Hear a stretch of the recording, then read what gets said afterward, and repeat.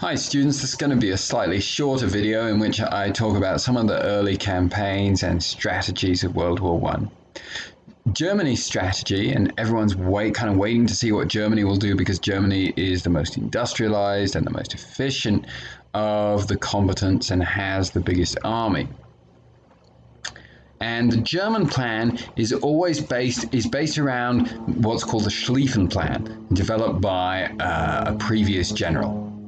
And it was based on the idea that Germany's overarching strategic goal is to avoid having to fight France and Russia at the same time.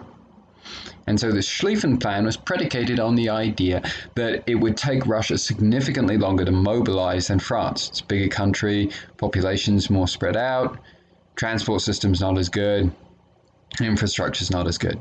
But the Germans knew from the Franco-Prussian War that they could defeat the French quite quickly, or at least that was what they presumed. So the idea that Schlieffen developed was to defeat the French quickly and then to have defeated the French, to have forced them to make peace before turning their attention on the Russians. The way Schlieffen planned to defeat the French was by pretending to attack across the French-German border, but actually to drive through Belgium and come at Paris from behind. And the plan works pretty well in a lot of respects, but it's also flawed in that it presupposes that the Belgians will allow the Germans to march through Belgium. And the Belgians say no, and so the Germans invade Belgium. It's problematic in the end for the Germans because Britain, the one power that hadn't got involved in the war so far, had committed itself to protecting Belgian independence. And so when Germany invades Belgium, in order to defeat France, Britain enters the war as well. Even so, the Schlieffen Plan is nearly successful. The Germans reach the outskirts of Paris. They're only about 100 miles away. People in Paris can hear the gunfire of the fighting, but the English troops arrive to strengthen the French troops at just the right time, what's known as the Miracle of the Marne, and they're able to push the German troops back. So the Germans are unable to win this conclusive victory that they felt they needed to win in the west in order to take on the Russians separately in the east. Part of the reason that the Germans weren't able to defeat the English and the French was that the Russians had actually mobilized much more quickly than the Germans had anticipated, than the Schlieffen Plan had allowed for. And so the Germans were surprised by this, and they moved some of their troops away from the Western Front, where they were fighting against the French, to fight against the Russians. While these troops are on their way to the Eastern Front to fight against the Russians, the Germans win a giant victory against the Russians at the Battle of Tannenberg. The Russian army is shown to be woefully unprepared to fight a modern war against Germany. They are sending their radio messages without code across open channels. The Germans are interpreting them and know what the Russians are doing almost as quickly as the Russians do. And the Russians are routed and defeated.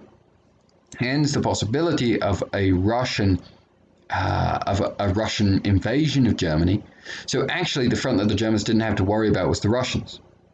But the fact that those troops are away from the Western Front trying to fight against the Russians may have cost Germany the chance to defeat France and to win the war.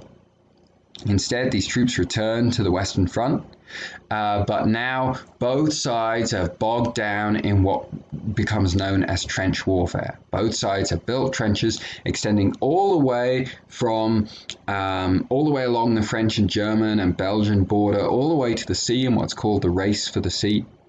And for the next 4 years, the battle lines really aren't going to change very much. And this is the culmination of industrialization now applied to warfare. And that is that military tactics have not kept up with the technology that's now available. And so in the Western Front on World War I, we see the full horrors of industrialized warfare.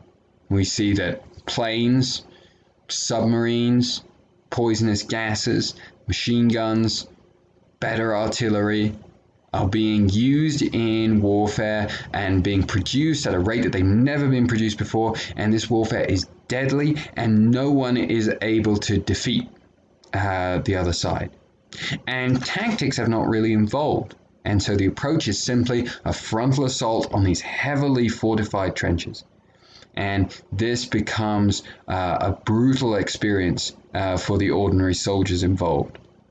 And they are struggling across these battlefields that they fought across months before, years before. They're covered in mud. They're sinking down into the mud. In the mud are the bodies of people who had fought in the previous offensive.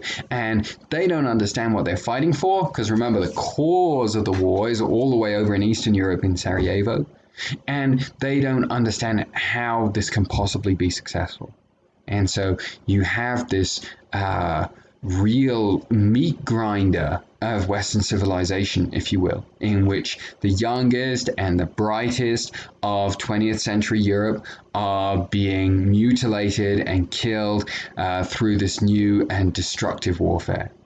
And morale sinks, and the body count rises, and the war appears to be deadlocked. I'll leave it there. I'll be back with another video this week to talk about the end of World War I.